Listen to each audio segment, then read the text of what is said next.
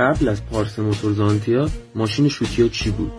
برمیگردیم به اواخر دهه 60 وقتی کمپانی اصلی پیکان یعنی تالبوت ساخت موتور پیکان رو متوقف کرد.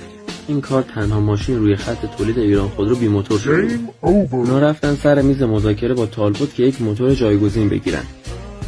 تالبوت هم که چند مدتی میشد یکی از زیر مجموعه‌های پژو سیتروئن شده بود، قبل‌تر هم توی آفریقا همچین پروژه‌ای رو انجام داده بود. اول هیلمن هانتر با موتور 1600 سی سی پژو 404 و بعدش هم یه پروژه وحشتناک به نام داج هاسکی با موتور 2000 جی ال 504. ایران خودرو شدیداً از این پیشنهاد استقبال کرد چون کیفیت پژو آخوندی رو دیده بود، چشم بسته قرارداد امضا کرد.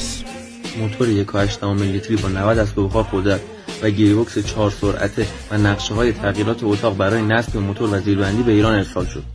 سال 69 اولین هیولا متولد شد و در 3 رنگ سفید، کرم و آبی آسمانی و در 3 تیپ سواری، وانت و تاکسی و در نسخه‌های محدودی هم دارای کولر بود.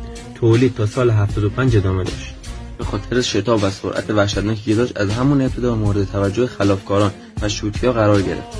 تعداد زیادی از پیکان پژوها هم به خاطر سرعت زیاد و جلوبندی ضعیف توی تصادفات از بین رفتند. بیشتر پیکان پژوها در مناطق مرزی و غرب کشور قرار دارند. بفرست برای عشق بازار.